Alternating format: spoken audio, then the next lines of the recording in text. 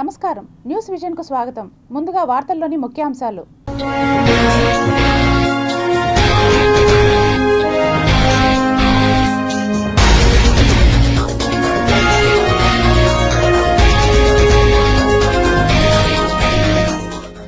Bharat US trade deal success, మోడీకి ఎంపీల సన్మానం.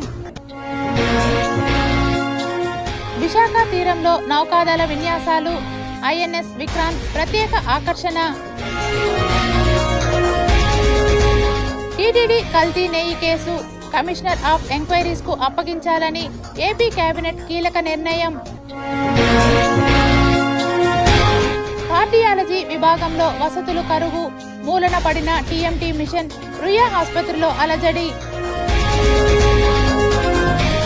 అత్యంత వైభవంగా శ్రీ కపిలేశ్వర స్వామివారి బ్రహ్మోత్సవాలు, ఏర్పాట్లను పరిశీలించిన జేఈఓ వీరబ్రహ్మం.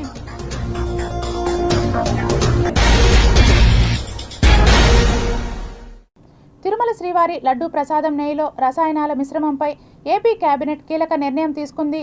సిట్ నివేదికలోని లోపాలను సరిచేసి అసలు సూత్రధారులను కనుగొనేందుకు కమిషనర్ ఆఫ్ ఎంక్వైరీస్ కు అప్పగించాలని కేబినెట్ నిర్ణయించింది.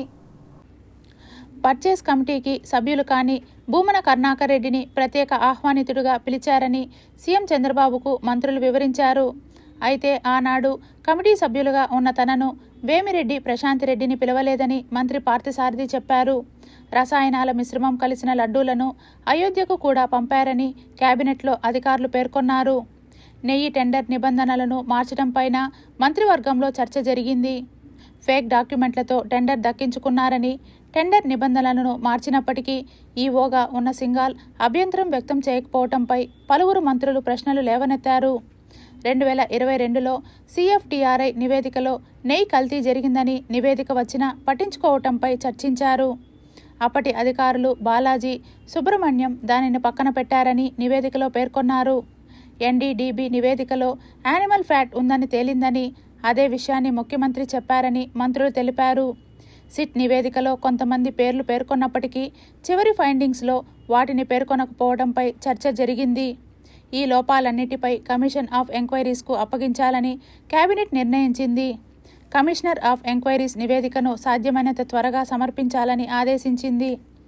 టెండర్ ప్రక్రియలో లోపాలపై దృష్టి సారించాలని కమిటీకి మంత్రిమండలి సూచించింది.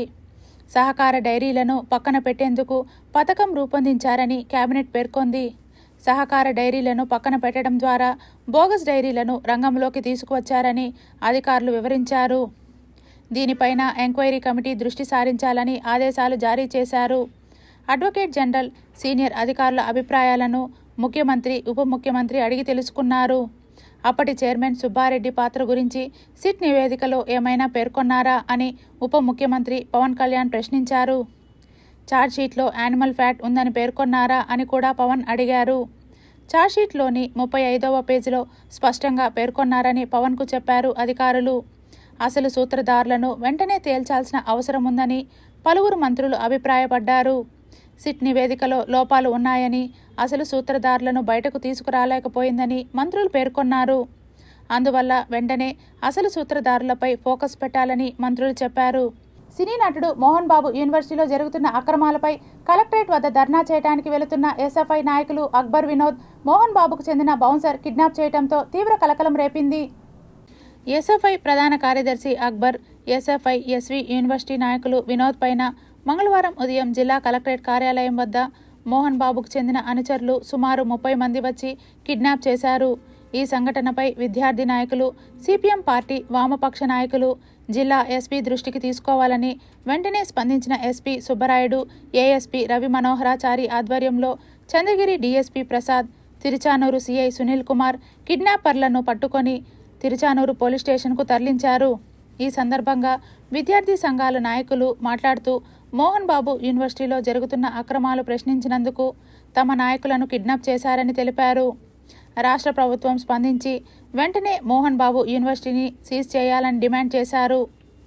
మోహన్ బాబు చేత ప్రేరేపించబడినటువంటి కొందరు గూండాలు, వారి అనుచరులు దాదాపు 4-5 వెహికల్స్లో 25 నుంచి 30 మంది మూకుమ్మడిగా వచ్చి ఈ విద్యార్థుల మీద పడి అక్బర్ని వినోద్ను అత్యంత దారుణంగా అమానుషంగా కొట్టారు. విద్యార్థులందరూ చూస్తూ ఉండగానే వారి సమక్షంలో వీళ్ళని వాహనాల్లోకి, వీరు వెంట వచ్చినటువంటి వాహనాల్లోకి ఎక్కించుకొని తీసుకెళ్లిపోయారు. ఇప్పటి వరకు వారి ఆచూకీ తెలియదు. దారుణంగా కొట్టారు. ఈ విషయాలన్నింటినీ, దౌర్జన్యం చేసిన విషయాన్ని, కిడ్నాప్ చేసిన విషయాలన్నింటినీ కూడా ఎస్పీ సుబ్బరాయుడు గారి దృష్టికి తీసుకెళ్లాము. ఏఎస్పీ రవి మనోహర్ గారి దృష్టికి తీసుకెళ్లడం జరిగింది. ఎస్పీ గారు వెంటనే స్పందించారు. ఇట్లాంటి తప్పులకు పాల్పడే వారి పట్ల కఠినంగా వ్యవహరిస్తామని చెప్పారు. ఒక 50 మందికి పైగా వెహికల్ అడ్డం పెట్టుకుని 2 విద్యార్థి నాయకుల్ని కిడ్నాప్ చేశారు. వాళ్ళకేదైనా ప్రాణహాని కలిగితే, వాళ్ళకేదైనా దెబ్బలు జరిగితే, కొడితే, వాళ్ళకేం జరిగితే ఖచ్చితంగా ఈ మోహన్ బాబుని తిరుపతి నగరం నుంచి తరిమి కొడతాం, నీ అరాచకాల్ని అడ్డుకట్టేస్తాం, పెద్ద ఎత్తున పోరాటం కూడా కొనసాగిస్తామని తెలియజేస్తున్నాం. తక్షణమే అరెస్టు కిడ్నాప్ చేసిన నాయకుల్ని సామరస్యంగా పంపించాలని హెచ్చరిక తెలియజేస్తున్నాం. తిరుపతిలో మోహన్ బాబు యూనివర్సిటీ ఏదైతే ఉందో, మోహన్ బాబు యూనివర్సిటీలో జరుగుతున్నటువంటి అక్రమాలను, అన్యాయాలను ప్రశ్నించి విద్యార్థి నాయకులుగా ప్రశ్నించినందుకు విద్యార్థి సంఘాల నాయకులైనటువంటి ఎస్ఎఫ్ఐ తిరుపతి జిల్లా కార్యదర్శి అక్బర్ ని, అదేవిధంగా సహాయక కార్యదర్శి వినోద్ ని దొండగలు వచ్చి వాళ్ళని కిడ్నాప్ చేయడం జరిగింది. ఇందులో మంచు విష్ణు, అదేవిధంగా మోహన్ బాబు హస్తం ఉందని మేము చెప్తున్నాం. తిరుపతి రుయా ఆసుపత్రి కార్డియాలజీ విభాగాన్ని వసతుల కొరత వేధిస్తోంది. రాయలసీమ పరిధిలోని ఉమ్మడి చిత్తూరు జిల్లా నుంచే కాకుండా కడప, నెల్లూరు, అనంతపురం, కర్నూలు జిల్లాల నుంచి గుండె జబ్బు బాధితులు ఇక్కడికి వస్తుంటారు. దీనికి తగ్గట్లు ఇక్కడ వైద్య పరీక్షలు, సేవలు పూర్తి స్థాయిలో లేకపోవడంతో రోగులు ఇబ్బంది పడుతున్నారు. రుయా కార్డియాలజీ విభాగంలో సోమ, బుధ, శుక్రవారం మాత్రమే ఓపీలు ఇస్తారు. ఈ 3 రోజుల్లోనే దాదాపు 500 మంది వరకు గుండె సంబంధిత వ్యాధిగ్రస్తులు వస్తున్నారు. వీరిలో 100 నుంచి 120 మంది అడ్మిట్ అవుతున్నారు. వీరికి సరిపడా బెడ్లు అందుబాటులో లేవు. కేవలం 10 బెడ్లు మాత్రమే ఉండటంతో జనరల్ మెడిసిన్ వార్డులో అడ్మిట్ చేసి తూతూ మంత్రంగా వైద్య సేవలు చేస్తున్నారనే విమర్శలు వినిపిస్తున్నాయి. పైగా డాక్టర్లు రాసిచ్చే వైద్య పరీక్షలు అందుబాటులో లేకపోవడంతో స్విమ్స్కు వెళ్లి వేలాది రూపాయలు వెచ్చించి చేయించుకోవాల్సి వస్తోంది. ఇక్కడకు వస్తున్న రోగుల్లో ఈసీజీ తీసి అందులో తేడాలుంటే 2D ఎకో స్కానింగ్ తీస్తారు. దానికి సంబంధించి ఒక మిషన్ మాత్రమే ఉండటంతో రోజుల తరబడి నిరీక్షణ తప్పడం లేదు. సాంకేతిక నిపుణులు కూడా అందుబాటులో లేరు. రుయాలో గుండె సంబంధిత రోగులకు అవసరమైన ఐసీయూ వార్డు లేదు. 20 ఏళ్లుగా ఈ వార్డు ఏర్పాటుకు అధికారులు చేస్తున్న కృషి ఫలించడం లేదు. దీనికి తోడు ఈ యూనిట్లో 2 ప్రొఫెసర్లు, 2 అసోసియేట్ ప్రొఫెసర్లు, అసిస్టెంట్ ప్రొఫెసర్లు ఉండాలి. ప్రస్తుతం ఒకే అసిస్టెంట్ ప్రొఫెసర్ ఉన్నారు. వైద్య సిబ్బంది కొరత తీవ్రంగా ఉన్నా పట్టించుకునే దిక్కు లేకుండా పోయింది. గుండె పనితీరును తెలుసుకోవటం కోసం 30 ఏళ్ల క్రితం ఏర్పాటు చేసిన థ్రెడ్మిల్ టెస్ట్ మిషన్ టీఎంటీ కొన్ని రోజుల క్రితం పాడైంది. దాన్ని పూర్తిగా మూలన పడేశారు. ఈ పరీక్షల కోసం రోగులను స్విమ్స్కు రెఫర్ చేస్తున్నారు. క్యాత్ ల్యాబ్ కోసం స్విమ్స్కే వెళ్లాల్సి వస్తోంది. అక్కడికి వెళ్ళి మళ్ళీ ఓపీ తీసుకొని సంబంధిత వైద్యుడు పరీక్షించి వైద్యం అందించేలోపు కొన్ని సందర్భాల్లో జరగరాని నష్టం జరిగిపోతోంది. రుయా హాస్పిటల్ పరిస్థితి ఉందంటే ముందే గుండె జబ్బు ఇమీడియట్గా వాళ్ళకి ట్రీట్మెంట్ చేయాల్సి వస్తుంది. ఓపీ తీసుకొని 1 కిలోమీటరు, ఆ డాక్టర్ దగ్గర 1 కిలోమీటరు, కొయ్యరా పోయి డాక్టర్ దగ్గర పోతే ఆ హార్ట్ పేషెంట్ కూర్చునే దగ్గర కూడా స్టూల్ ఉండదు. ఎంత నిర్లక్ష్యం ఉందంటే హార్ట్ అనేది చాలా ఇంపార్టెంట్. ఏదో మామూలుగా జ్వరమో తలకాయ నొప్పి అట్టడం అయితే 1 గంట కాదు 2 గంటలు 3 గంటలు. వాడి గుండె జబ్బు ఆ క్యూలో నిలబడేపటికి రెట్టింపోయి వాడి ఇంటికి పోతానే టపా కట్టే పరిస్థితి. కాబట్టి గుండె జబ్బుల వాళ్ళకు ఒక ప్రత్యేకమైన శ్రద్ధ తీసుకొని వాళ్ళకు ప్రత్యేకంగా గంటల తరబడి నిలబడేది కాకుండా టెస్ట్కి పోయినా గంటలే, మందులు పోయినా గంటలే, ఓపీ తీసుకోవాలన్నా గంటలే, డాక్టర్ చూడాలన్నా గంటలే. గుండె జబ్బు ఉండేటువంటి మనిషి గంటలు స్పెండ్ చేసే అవకాశం ఉందా? అంటే ఏంటంటే సిమ్స్ యాజానం గుండె జబ్బుల పట్ల గతంలో ఏ విధంగా అయితే ఒకప్పటి ఉందో ఆ విధంగా తగు చర్యలు తీసుకొని తగు డాక్టర్లను నియమించి వాళ్ళకి కావాల్సినటువంటి ప్రత్యేకమైనటువంటి గుండె జబ్బులు అని చెప్పి ఎమర్జెన్సీ రోగం అది. కాబట్టి వాళ్ళకి ఏంటంటే ఇమీడియట్గా అన్ని అందుబాటులో ఉండి వాళ్ళు కాపాడే ప్రయత్నం చేయాలి. తిరుపతిలోని శ్రీ కపిలేశ్వర స్వామివారి వార్షిక బ్రహ్మోత్సవాలు ఫిబ్రవరి 8 నుండి 17వ తేదీ వరకు అత్యంత వైభవంగా నిర్వహించేందుకు విస్తృత ఏర్పాట్లు చేస్తున్నట్లు టీటీడీ జేఈఓ వి వీరబ్రహ్మం చెప్పారు. శ్రీ కపిలేశ్వర స్వామివారి ఆలయంలో మంగళవారం జేఈఓ అధికారులతో బ్రహ్మోత్సవ ఏర్పాట్లపై సమీక్ష నిర్వహించారు. జేఈఓ మాట్లాడుతూ స్వామివారి బ్రహ్మోత్సవాలకు ముందు ఫిబ్రవరి 4న కోయిల్ ఆల్వార్ తిరుమంజనం జరగనుందని అందుకు తగ్గట్లు ఏర్పాట్లు చేయాలన్నారు. ఫిబ్రవరి 15న మహాశివరాత్రి సందర్భంగా అధిక సంఖ్యలో విచ్చేసే భక్తులకు అన్నప్రసాదాలు, బాదం పాలు నిరంతరాయంగా అందించాలన్నారు. భక్తులను ఆకట్టుకునేలా ఆధ్యాత్మిక భక్తి సంగీత కార్యక్రమాలు ఏర్పాటు చేయాలని సంబంధిత అధికారులను ఆదేశించారు. అదేవిధంగా ఆలయంలో పుష్కరిణిని పరిశుభ్రంగా ఉంచాలని, ఆకర్షణీయంగా పెయింటింగ్, రంగోలీలు, విద్యుత్, పుష్పాలంకరణలు ఏర్పాటు చేయాలన్నారు. స్వామివారి వాహనాల మరమ్మతులు, పటిష్టంగా క్యూలైన్లు, తిరుపతి నగరంలోని ప్రధాన కూడళ్లలో ఆర్చ్లు ఏర్పాటు చేయాలని అధికారులకు సూచించారు.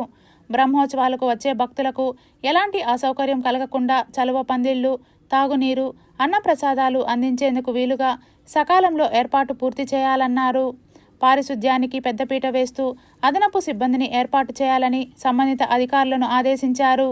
అనంతరం ఆలయంలో జరుగుతున్న అభివృద్ధి పనులను, క్యూలైన్లను పరిశీలించి అధికారులకు పలు సూచనలు చేశారు. ఈ సమీక్షలో ఆలయ అర్చకులు, ఆలయ ప్రత్యేక అధికారి డి ఫణికుమార్ నాయుడు, రవాణా విభాగం GM Seshareddy, garden deputy director Srinivasulu, EE Mallikarjun, అన్నప్రసాదం డిప్యూటీ ఈఓ సెల్వం, ఆలయ సూపరింటెండెంట్ చంద్రశేఖర్, ఇతర అధికారులు పాల్గొన్నారు. ఎలక్ట్రిసిటీ డిపార్ట్మెంట్ మంచిగా అలంకరణ చేయడము, తర్వాత గార్డెన్ డిపార్ట్మెంట్ పుష్పాలంకరణ చేయడము, దాంతోపాటు ప్రతిరోజు వాహన సేవలు అన్నింటిలో కూడా సమయానికి జరిగేటట్లు ఉండడము, తర్వాత ఇంకా భక్తులు ఈ 15వ తేదీన శివరాత్రికి వేలాది మంది వచ్చినా వాళ్ళందరికీ కూడా ప్రసాదము ఇవ్వడము, తర్వాత క్యూ లైన్లలో కూడా త్రాగునీరు, తర్వాత బటర్ మిల్క్ ఇవ్వాలనేసి కూడా టీటీడీ చర్యలు తీసుకుంటూ ఉంది. టీటీడీ ఉన్నత పాఠశాలలో విద్యార్థులు రాష్ట్ర, జిల్లా స్థాయిలలో అత్యుత్తమ ఫలితాలు సాధించేలా సమగ్ర చర్యలు తీసుకోవాలని TTD JEO doctor A Sarath అధికారులకు సూచించారు. తిరుపతిలోని శ్రీ గోవిందరాజస్వామి ఉన్నత పాఠశాలను ఆయన అధికారులతో కలిసి మంగళవారం పరిశీలించారు. ఈ సందర్భంగా పాఠశాల విద్యా ప్రమాణాలు, బోధన విధానాలు, విద్యార్థుల ప్రగతిని ఆయన సమీక్షించారు. జేఈఓ మాట్లాడుతూ ప్రస్తుతం పరీక్షల సమయం కావటంతో విద్యార్థులను మరింత జాగరూకతతో తయారు చేయాలని అధ్యాపకులకు సూచించారు. రాష్ట్ర మరియు జిల్లా స్థాయిలలో వివిధ సబ్జెక్టుల్లో వెనుకబడిన విద్యార్థులను గుర్తించి వారికి సులభమైన పద్ధతుల్లో అవగాహన కల్పిస్తూ ప్రత్యేక తరగతులు నిర్వహించాలని ఆదేశించారు.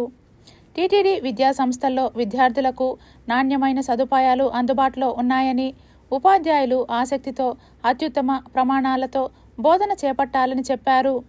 విద్యార్థుల ప్రతిభను పెంపొందించేందుకు రోజువారీ, వారాంత పరీక్షలు నిర్వహించి వారి ప్రగతిని నిరంతరం పరిశీలించాలని సూచించారు. ఈ కార్యక్రమంలో TTD DEO Venkata Sunil, SGS ఉన్నత పాఠశాల ప్రధానోపాధ్యాయులు చంద్రయ్య, ఎస్ఈ మనోహరం, అదనపు హెల్త్ ఆఫీసర్ డాక్టర్ సునీల్, ఉపాధ్యాయులు, పలువురు అధికారులు పాల్గొన్నారు.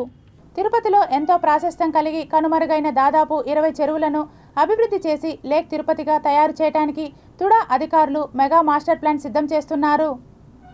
తుడా, టీటీడీ, ప్రభుత్వం సంయుక్త సహకారంతో దాదాపు 120 కోట్ల రూపాయలతో నిధులు వెచ్చించి దశల వారీగా చెరువులను అభివృద్ధి చేయనున్నారు. తొలి దశలో 187 ఎకరాల్లో విస్తరించి ఉన్న అవిలాల చెరువును హైదరాబాద్లోని ట్యాంక్ బండ్ తరహాలో అభివృద్ధి చేయడానికి అధిక ప్రాధాన్యం ఇస్తున్నారు. చెరువు వద్ద ఇప్పటికే దాదాపు 54 లక్షల రూపాయల పనులు చేసి అర్ధాంతరంగా ఆపివేసిన విషయం తెలిసిందే. గ్రీన్ ట్రిబ్యునల్ నిబంధనలు అనుసరించి పేరూరు, అవిలాల చెరువుల్లో పూడిక తీసి కట్టలను బలోపేతం చేయనున్నారు. ఆహ్లాదకరమైన వాతావరణం కల్పించడానికి పచ్చదనం, సుందరీకరణ పనులు చేస్తారు. ఈ 2 చెరువులతో పాటు సెట్టిపల్లి, బూచమ్మ గుంట, కొరమేను గుంట, చెన్నాయి గుంట, మంగళం, పాన్, తిరుపతి గ్రామీణ, రేడిగుంట చెరువులతో పాటు చంద్రగిరి ప్రాంతాల్లోని చెరువులను స్వర్ణ చంద్రగిరి కింద జలకళ ఉట్టిపడేలా చేయనున్నారు.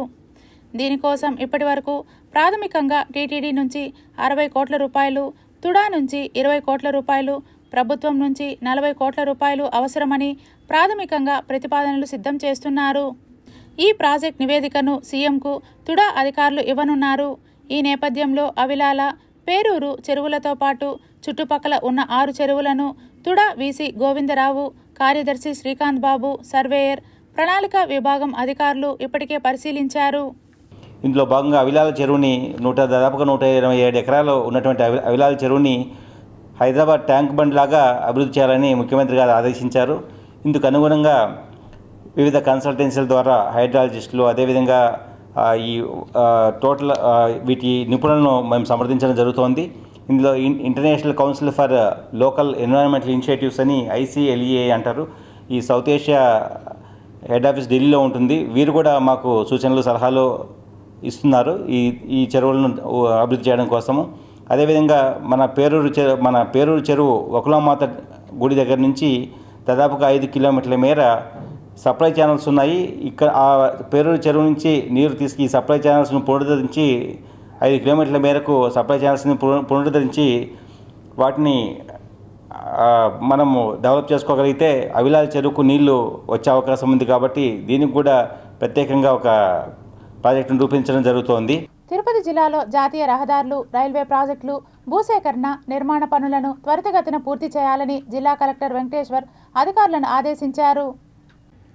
Shri city phase 2, LG phase 2, space city phase 1, 2, 3, 4, Naidupeta phase 2, Vanelluru, Pagali, జాతీయ రహదారులు, రైల్వే ప్రాజెక్ట్ పనులు, Vizag Chennai corridor pipe line పనులు, ADB రోడ్లు, దుగ్గరాజపట్నం పనులు, రైల్వే ప్రాజెక్ట్ పనులు, APIIC సంబంధించి శ్రీ సిటీలోని LG కంపెనీకి సంబంధించి పలు భూ సంబంధిత పెండింగ్ నిర్మాణ పనులను వడమాలపేట, ఏర్పేడు మండలాలలో పాదిరేడు అరణ్యం, పల్లం గ్రామాల నందు TTD ఉద్యోగస్తులు కేటాయించిన ఇళ్ల స్థలాలపై సమీక్ష, పలు భూ సంబంధిత పెండింగ్ నిర్మాణ పనులను ప్రణాళికాబద్ధంగా నిర్ణీత గడువులోగా పూర్తి చేయాలని జాయింట్ కలెక్టర్ ఆర్ గోవిందరావుతో కలిసి జిల్లా కలెక్టర్ డాక్టర్ ఎస్ వెంకటేశ్వర్ సమీక్ష నిర్వహించారు.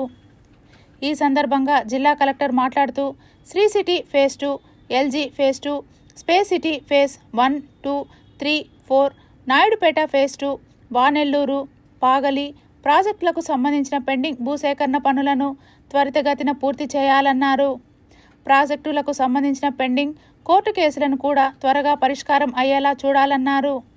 వెబ్లాండ్పై ఉన్న సమస్యలను సత్వరమే పరిష్కారం చేసే విధంగా చర్యలు తీసుకోవాలన్నారు. తిరుపతి జిల్లాలో జాతీయ రహదారులు అభివృద్ధి కొరకు చేపడుతున్న జాతీయ రహదారుల నిర్మాణ పనులు, Vizag Chennai corridor pipe line పనులు, రైల్వే ప్రాజెక్ట్ పనులు పురోగతిలో ఉన్న పనులపై రేణిగుంట పూడి, గుమ్మడిపూడి గూడూరు, గూడూరు రేణిగుంట, రేణిగుంట పాకాల, తిరుపతి టౌన్ సంబంధించిన రైల్వే ప్రాజెక్ట్ పనులను వేగవంతం చేయాలన్నారు. 6 రైళ్లు రహదారులు నిర్మాణం నాయుడుపేట, రేణిగుంట, పీలేరు, కాలూరు, రేణిగుంట, కడప, రేణిగుంట నుండి చెన్నై రహదారుల పనులు పూర్తి చేయాలని, భూసేకరణకు సంబంధించిన సమస్యల పరిష్కారానికి చర్యలు చేపట్టాలన్నారు. అత్యాధునిక సాంకేతిక పరిజ్ఞానంతో నగరంలో ఏర్పాటు చేస్తున్న ఇంటిగ్రేటెడ్ కమాండ్ కంట్రోల్ సెంటర్ పనుల్లో భాగంగా ఏర్పాటు చేస్తున్న సీసీ కెమెరాల ఏర్పాటు పనులు త్వరితగతిన పూర్తి చేయాలని స్మార్ట్ సిటీ MD నగరపాలక సంస్థ కమిషనర్ ఎన్ మౌర్య అధికారులను ఆదేశించారు. కమాండ్ కంట్రోల్ సెంటర్ పనుల పురోగతిపై నగరపాలక సంస్థ కార్యాలయంలో ఇంజనీరింగ్ కాంట్రాక్ట్ సంస్థ ప్రతినిధులతో మంగళవారం సమీక్షా సమావేశం నిర్వహించారు.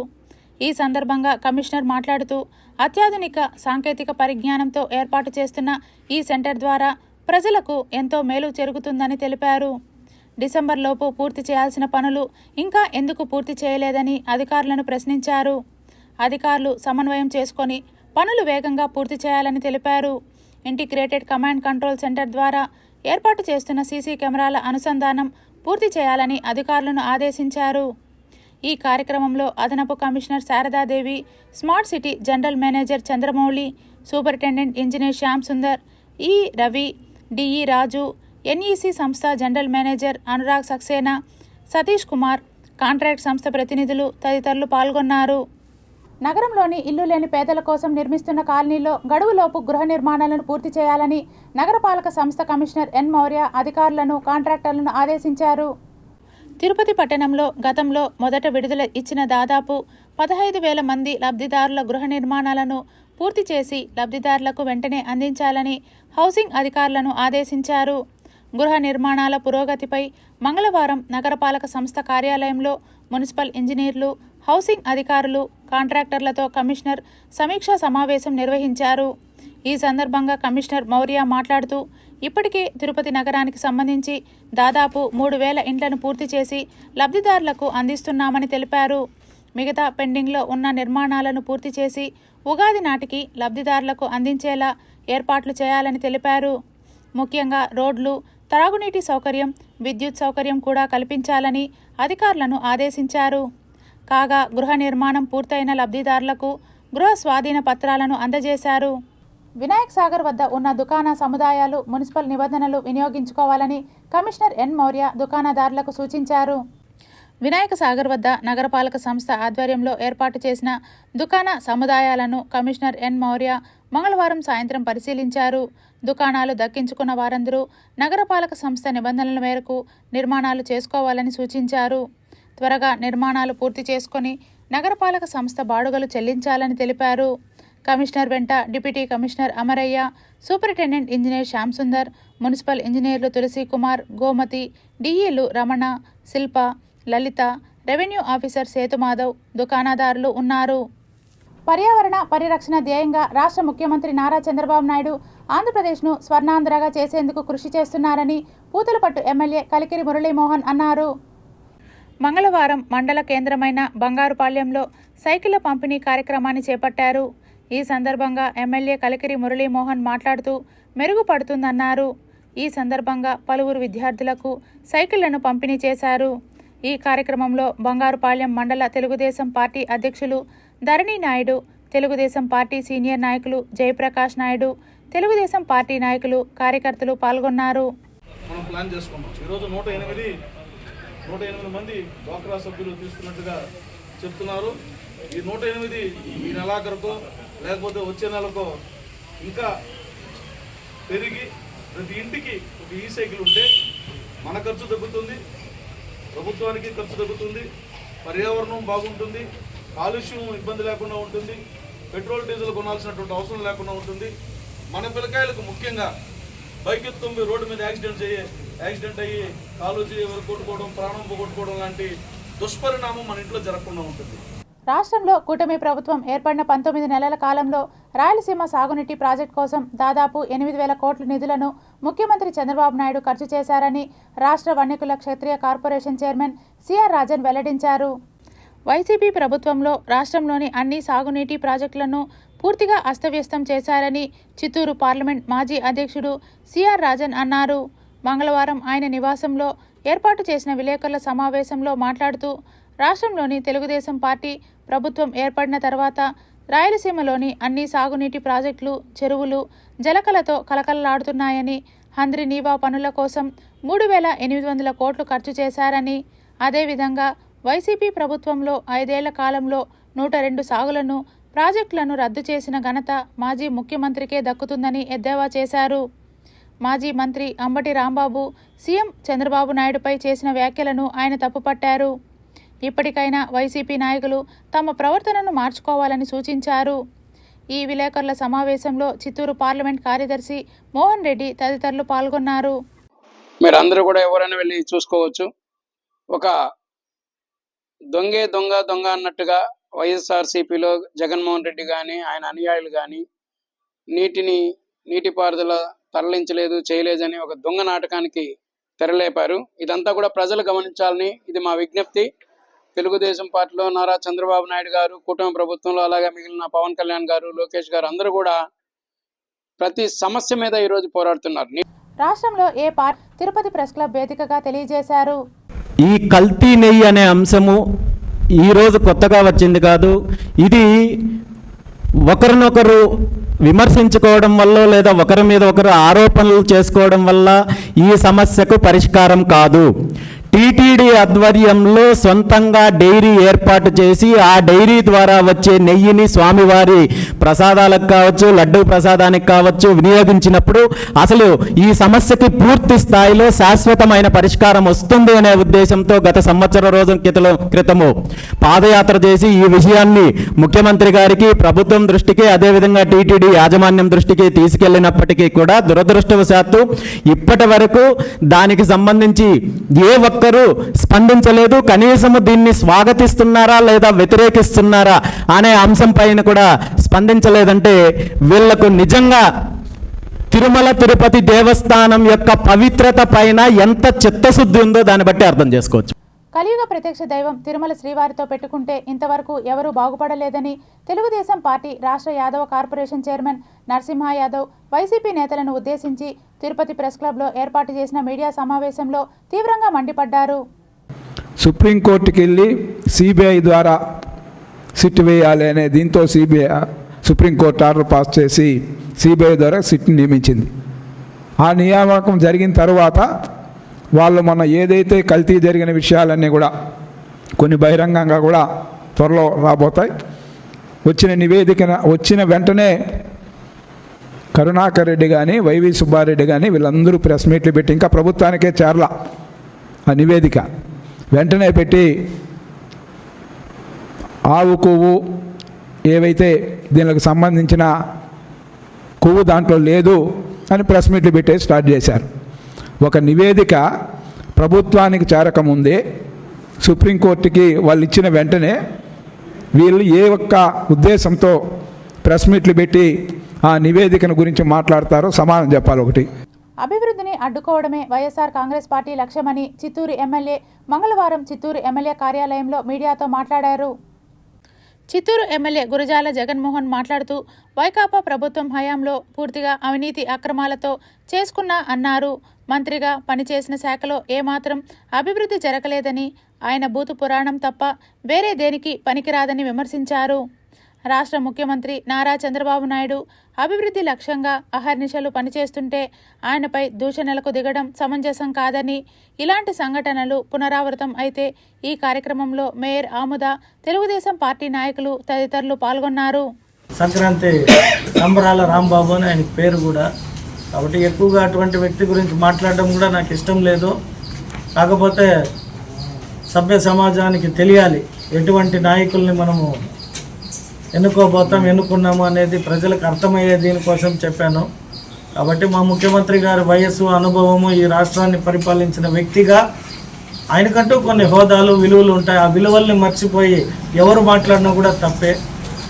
చేసిన తప్పుకి మళ్ళీ దాన్ని వేరే రకాలుగా లేదా కులాలు మతాలని తెచ్చే, అది ఎప్పుడు కూడా చిత్తూరులో ఎక్కడ ఫ్యాక్షనిజం ఉండేది కాదు. గడిచిన ఎన్ని సంవత్సరాలు ముందు వెనకపోయి చూసిన కడప జిల్లా అంటేనే ఫ్యాక్షనిస్టులకి మారుపేరు అనే విధంగా అక్కడి నాయకులు కానీ నాయకత్వం ఎప్పుడూ చేస్తూ ఉంటుంది. ఆంధ్రప్రదేశ్లో జరుగుతున్న దాడులు అన్ని డైవర్షన్ పాలిటిక్స్లో భాగమేనని ఆరోపించారు. వైఎస్ఆర్ కాంగ్రెస్ పార్టీ సీనియర్ నేత టీటీడీ మాజీ చైర్మన్ భూమన కరుణాకర్ రెడ్డి. సంబంధించిన వైసీపీ కార్యకర్త ఒకరు దానిని వీడియో తీస్తే నువ్వే పెట్టినావు అనని అతన్ని దారి పొడుగున కొట్టి అతన్నే ముద్దాయిగా చేర్చి నేరస్తుడని అతని మీద 152 దేశద్రోహ నేరం మోపి సాక్షి విలేకరిని కూడా, ఫోటోగ్రాఫర్ను కూడా నిందితుడిగా చేసి మా సోషల్ మీడియా నాయకుడిని నవీన్ను కూడా నిందితుడిగా చేర్చి ఎంత తతంగం నడిపినారండి పోలీసు వాళ్ళ ద్వారా ఈ ప్రభుత్వం. సాక్షాత్తు దాని మీద ముఖ్యమంత్రి మాట్లాడినారు కదా, మరి మిమ్మల్ని ఎట్ట నమ్ముతారయ్యా? మీరు చెబితే దొంగ పోలీసును పట్టిస్తాడు అని అంటే ఎలాంటిదో, చంద్రబాబు మమ్మల్ని దొంగలుగా పట్టించాలంటే అంతే, దానికి వేరే మాట లేదు. కనుక చంద్రబాబు నియమించేటువంటి వాళ్ళు కాదు, మళ్ళీ సుప్రీంకోర్టుతోనే చేయించండి, దానికి సిద్ధం. మేము మోడీ గారితో చేయించండి అని కూడా చెప్పటంలే. సర్వోన్నత న్యాయస్థానం ఆదేశం ప్రకారం మీరు ఈ సిట్ నివేదిక పూర్తిగా మేనేజ్ చేయబడ్డది, ఇది తప్పు, వైసీపీ వాళ్ళు కొనేసినారు దీన్ని అని ధైర్యంగా చెప్పమనండి. తిరుపతి టెంపుల్ సిటీలో టూరిజం శాఖ అభివృద్ధికి కృషి చేస్తానని తుడా చైర్మన్ డాలర్స్ దివాకర్ రెడ్డి తెలిపారు. తిరుమల శ్రీవారి దర్శనార్థం తిరుపతికి వచ్చే భక్తులకు ఎటువంటి అసౌకర్యం కలగకుండా భక్తులకు సకల సౌకర్యాలతో రూపొందించిన క్యారవాన్ వాహనాన్ని ఆంధ్రప్రదేశ్ రాష్ట్ర పర్యాటక శాఖ ఆధ్వర్యంలో ఆంధ్రప్రదేశ్లోనే తొలిసారిగా రూపొందించారు. క్యారవాన్ ఇందిరా మైదానంలో తిరుపతి పట్టణ అభివృద్ధి సంస్థ చైర్మన్ డాలర్ దివాకర్ రెడ్డి ముఖ్య అతిథిగా విచ్చేసి ప్రారంభించారు. వ్యాన్లో ఉన్న సౌకర్యాలను టూరిజం శాఖ అధికారులను అడిగి తెలుసుకున్నారు. ఈ సందర్భంగా ఆయన మాట్లాడుతూ ఆంధ్రప్రదేశ్ రాష్ట్ర ముఖ్యమంత్రి నారా చంద్రబాబు నాయుడు టెంపుల్ సిటీని టూరిజం పరంగా అభివృద్ధి చేసేందుకు శ్రమిస్తున్నారని అన్నారు. జిల్లాలోని అన్ని ఆలయాలను అనుసంధానం చేస్తూ టూరిజం శాఖ ప్రత్యేక ఏర్పాట్లు భక్తుల సౌకర్యార్థం చేయటం జరిగిందని తెలిపారు. తిరుపతికి విచ్చేసిన వారు ఈ వ్యాన్ను సద్వినియోగం చేసుకొని ఆధ్యాత్మిక రాజధానిలోని ఆలయాలను సందర్శించాలని ఆకాంక్షించారు. ఇంతవరకు ట్యాక్సీస్లో కారులు వెళ్ళేవాళ్ళు, అలా కాకుండా ఇక్కడి నుంచి కాణిపాకం, శ్రీకాళహస్తి, తలకోన, గోల్డెన్ టెంపుల్ ఇవన్నీ తిరగాలన్నా కూడా వాళ్ళకి టైర్డ్ కాకుండా ఉండాలా, వాళ్ళ ఫ్యామిలీ అంతా కూడా 2-3 కార్లో పోకుండా ఒకే కార్లో పోయే విధంగా చేయాలని చెప్పేసి కూడా ఆలోచించి ఫస్ట్ టైం ఆంధ్రప్రదేశ్లో తిరుపతి నుంచి క్యారవాన్ కాన్సెప్ట్ తీసుకురావడం జరిగింది. చాలా హ్యాపీగా ఉంది. ఇప్పుడే చూశాను ఈ క్యారవాన్ బస్సు కూడా, ఇది భారత్ బెంచ్ బస్సు తయారు చేశారు. దీంట్లో లగ్జరీగా 5 మంది కూర్చునేటట్టుగా సీట్స్ ఉన్నాయి. ఈ సీట్స్ అన్నీ కూడా push bags, massages, central AC అవన్నీ ఉన్నాయి. అదే కాకుండా ఎవరన్నా ఇంట్లో కొంచెం పడుకోవాలన్నా లోపలే ఒక 2 మెంబర్స్ పడుకునేటట్టుగా ఒక బెడ్ రెడీ చేస్తున్నారు. టూరిస్ట్ అందరినీ దీన్ని ఖచ్చితంగా ఉపయోగించుకుంటారని చెప్పి నేను మనస్ఫూర్తిగా భావిస్తూ తిరుపతి జాతీయ సాంస్కృతిక విశ్వవిద్యాలయంలో డిపార్ట్మెంట్ ఆఫ్ ఫిజికల్ ఎడ్యుకేషన్ ఆధ్వర్యంలో ఏకలవ్య క్రీడా మంచ్ south zone Sanskrit student sports meet 3 రోజుల పాటు నిర్వహించి గెలుపొందిన క్రీడాకారులకు బహుమతులు ప్రదానం, ముగింపు సభను ఘనంగా నిర్వహించారు. వీరికి సామాజిక దృక్పథం ఎక్కువ, విద్యార్థులకు సామాజిక సేవ, దౌత్య రంగాలపై అవగాహన కల్పించడంలో వీరు చాలా చక్కగా పాల్గొంటారు, ప్రేరేపిస్తారు కూడా. Centre for clean economy private director కూడా గుర్తింపు పొందారు. వీరి విషయం చూసామంటే వాట్ ఐ డూ అనేటువంటి వారి యొక్క విజన్, ట్రాన్స్పరెన్సీ, వారు చాలా transparency towards nature. Thought of uniqueness shall continue on the space earth and beneath earth towards right direction development అనేది వారి యొక్క వాట్ ఐ డూ అనేటువంటి చెప్పారు వారు.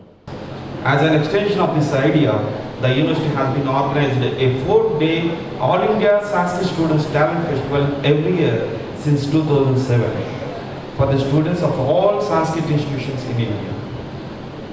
To encourage the Sanskrit learners in southern states of Sanskrit colleges, institutions and universities, NSU was started the South Zone Sanskrit Students Sports Meet in the year 2024 under the banner of Ekalavya Krida Manch. Tirupati నగరంలో April 26 నుంచి 29వ తేదీ వరకు 4 రోజుల పాటు జరగనున్న all India trade union congress AITUC 18వ రాష్ట్ర మహాసభలను విజయవంతం చేయాలంటూ ఆహ్వాన సన్నాహక సమావేశంలో ఏఐటియుసి నాయకులు పిలుపునిచ్చారు. ఇప్పుడు ఒక ప్రత్యేకమైనటువంటి పరిస్థితులు భారతదేశంలో కార్మిక వర్గం ఎదుర్కొంటా ఉంది. ప్రధానంగా కార్మిక వర్గం పోరాటాల ద్వారా 42 కార్మిక చట్టాలు సంపాదించారు. వారికి ఆ 42 కార్మిక చట్టాలు రక్షణగా ఉన్నాయి, హక్కులుగా ఉన్నాయి, బాధ్యతగా ఉన్నాయి, ఉద్యోగ భరోసా ఉంది, పని గంటలు ఉన్నాయి, సమ్మె హక్కు ఉంది, అదేవిధంగా బేరసారాలు ఆడేటటువంటి హక్కు ఉంది. ఇవన్నిటిని కూడా కల్పించి ఉన్న డాక్టర్ బిఆర్ అంబేద్కర్ రచించినటువంటి రాజ్యాంగంలో పొందుపరిచినటువంటి ఈ యొక్క కార్మిక చట్టాలని నరేంద్ర మోడీ గారు రద్దు చేసి 29 చట్టాలని 4 లేబర్ కోడ్లు తీసుకొచ్చి ఈ మొత్తం ఈ రోజు వరకు ఉన్నటువంటి అన్ని చట్టాలను కూడా కాలరాశారు. కాబట్టి వీటిని తిరిగి పునరుద్ధరించుకునేదానికి కార్మిక వర్గం ఐక్య పోరాటాలకు సమాయత్తం కావాల్సిన సమయం ఆసన్నమైన నేపథ్యంలో జరుగుతున్నటువంటి ఏఐటిసి రాష్ట్ర 18వ మహాసభలు రాజ్యాంగాన్ని ఆఖరికి రాజ్యాంగ మౌలిక స్వరూపాన్ని మార్చి తమ ఇష్టం వచ్చిన పద్ధతుల్లో రాజ్యాంగాన్ని కూడా రచన చేయాలని చెప్పని వాళ్ళు ప్రయత్నం చేసేటువంటి క్రమంలో ఈ భారతదేశ కార్మిక వర్గం చేసినటువంటి పోరాటాలను మనని ఒకసారి పునశ్చరణ చేసుకుంటూ ఈ దేశంలో ఉన్నటువంటి కార్మిక వర్గం పైన ఒక గురుతరమైన బాధ్యత ఉందని చెప్పేసని ఈ ప్రభుత్వాలు చేస్తున్నటువంటి కార్మిక వ్యతిరేక, ప్రజా వ్యతిరేక, నియంతృత్వ పోకడలకు వ్యతిరేకంగా కార్మిక వర్గాన్ని జాగృతం చేసి వాళ్ళందరినీ కూడా చైతన్యం చేసి ఈ పాలక ప్రభుత్వాలకు వ్యతిరేకంగా పోరాటం చేయడానికి సమాయత్తం కావాల్సినటువంటి తరుణం ఆసన్నమైంది. ఆ సందర్భంలో జరుగుతున్నటువంటి మహాసభ చాలా ప్రాధాన్యత కూడుతుంది. కాబట్టి ఈ మహాసభ తిరుపతిలో జరపడానికి ఒక మంచి అవకాశం వచ్చింది. కేంద్ర రాష్ట్ర ప్రభుత్వాలు పరిశోధన రంగంపై ప్రత్యేక దృష్టి సారించి ప్రతిభ కలిగిన విద్యార్థులను వెలికితీసేందుకు కృషి చేస్తుందని శ్రీ వెంకటేశ్వర యూనివర్సిటీ ఫిజిక్స్ విభాగాధిపతి దేవప్రసాదరాజు తెలిపారు. తిరుపతి శ్రీ వెంకటేశ్వర యూనివర్సిటీలోని ఫిజిక్స్ డిపార్ట్మెంట్లో ఏపీ ఆర్సెట్ ఇంటర్వ్యూలను నిర్వహించారు. ఈ ఇంటర్వ్యూలకు వివిధ విశ్వవిద్యాలయాల్లో విద్యను అభ్యసించిన విద్యార్థులు హాజరయ్యారు. ఈ సందర్భంగా ఆయన మీడియాతో మాట్లాడుతూ ముఖ్యంగా ఆంధ్రప్రదేశ్లో పరిశోధన నిమిత్తమై క్వాలిటీ రీసెర్చ్ చేయాలనేటువంటి సదుద్దేశంతో ఉన్నత విద్యా మండలి తీసుకున్న నిర్ణయాన్ని హర్షిస్తూ వారు ఇచ్చినటువంటి ఆదేశాల మేరకు మెరుగైన విద్యార్థులను సెలెక్ట్ చేసే దిశగా పిల్లలను ఇంటర్వ్యూ చేయటం జరిగిందని తెలిపారు. రాబోయే రోజులలో పరిశోధన రంగానికి అధిక ప్రాధాన్యత ఉంటుందని పేర్కొన్నారు. ప్రస్తుతం భారతదేశంలో పరిశోధన వైపు ప్రోత్సాహాలు చాలా తక్కువగా ఉన్నాయని, దేశానికి ఉపయోగపడేటువంటి పరిశోధనలు చేయటంలో విద్యార్థులు భాగస్వామ్యులు కావాలని ఆకాంక్షించారు. ఏపీఆర్సెట్ 2024-25 ఫిజిక్స్కి సంబంధించి ఎస్వి యూనివర్సిటీ ఫిజిక్స్ డిపార్ట్మెంట్కి ఇంట్రూస్ చేయమని చెప్పి ఇచ్చారు. టోటల్ నెంబర్ ఆఫ్ స్టూడెంట్స్ వచ్చి 94. then yesterday means the February 2nd we have that means మేము 32 మందిని చేసాము. దాంట్లో ఒక 7 మంది ఆబ్సెంట్ అయినారు. ఇప్పుడు సెకండ్ డే జరుగుతూ ఉంది. ఈరోజు కూడా 32 మంది ఉన్నారు. ఇంకా జరుగుతూ ఉంది కాబట్టి up to 5 o'clock. And we proud to say that we are very happy which is given for us as to conduct the interview for PhD admissions. రాబోయే రోజుల్లో మన భారతదేశంలో కూడా కొంతవరకు సృజనాత్మకత పరిశోధనల వైపు నుంచి మనకు ఇప్పుడు చూసారంటే పరిశోధనలలో మనము ఇండెక్సింగ్లో చూసుకుంటే 29వ ఇండెక్స్లో ఉన్నాం. మనకు నోబెల్ ప్రైజ్ ఎప్పుడో వచ్చింది. అంటే ఎందుకు రావడం లేదు ఈ రోజుల్లో అనేదాన్ని చూస్తే ఇప్పుడు మనకు తెలిసింది ఏమిటంటే పరిశోధనల వైపున ఉన్న ప్రోత్సాహాలు చాలా తక్కువగా ఉన్నాయి. ఇప్పుడు మన భారతదేశ ప్రభుత్వం కానివ్వండి, రాష్ట్ర ప్రభుత్వం కానీ కొంతవరకు గుర్తింపు కలిగించి వాటిని ఇంకా కొంచెం ముందరకు తీసుకెళ్ళడానికి చేస్తున్న దాంట్లో ఖచ్చితంగా రాబోయే రోజుల్లో మన పిల్లల్లో ఇన్నోవేటివ్ ఇండెక్స్ కానీ ఇవన్నీ మంచిగా పెరిగే పాసిబిలిటీ ఉంది. క్వాలిటీ విద్యార్థుల్ని సెలెక్ట్ చేసే దిశగా మేము పిల్లల నుంచి ఇంటర్వ్యూ చేయడం జరిగింది. దాన్ని బట్టి వాళ్ళకు ఇచ్చినటువంటి మార్క్స్ని బట్టి వాళ్ళకు తిరిగి పీజీ సెట్ ఆర్సెట్ కన్వీనర్ ర్యాంకులు కేటాయిస్తారు. సాధ్యమైనంత త్వరలో విద్యార్థులందరూ కూడా పిహెచ్డీలో జాయిన్ అయిపోయి ఈ దేశానికి ఉపయోగపడేటువంటి పరిశోధనలు చేయటంలో వారు భాగస్వాములుగా ఉంటారని, అటువంటి విద్యార్థులనే మేము ఇక్కడ ఉన్నటువంటి ఈ యొక్క ఇంటర్వ్యూ బోర్డు సెలెక్ట్ చేస్తుంది అనేటువంటి దృఢ సంకల్పంతో మేము ఉన్నాము.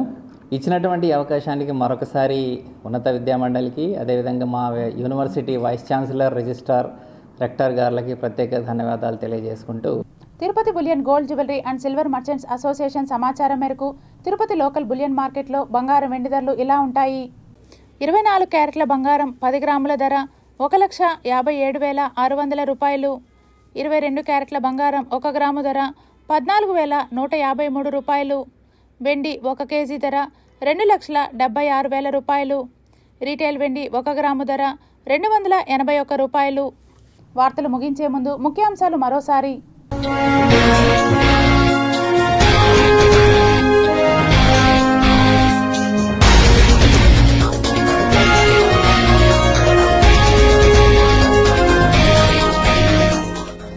Bharat US trade deal success, మోడీకి ఎంపీల సన్మానం. విశాఖ తీరంలో నౌకాదళ విన్యాసాలు, ఐఎన్ఎస్ విక్రాంత్ ప్రత్యేక ఆకర్షణ. కార్డియాలజీ అత్యంత వైభవంగా శ్రీ కపిలేశ్వర స్వామివారి బ్రహ్మోత్సవాలు, ఏర్పాట్లను పరిశీలించిన జేఈఓ వీరబ్రహ్మం.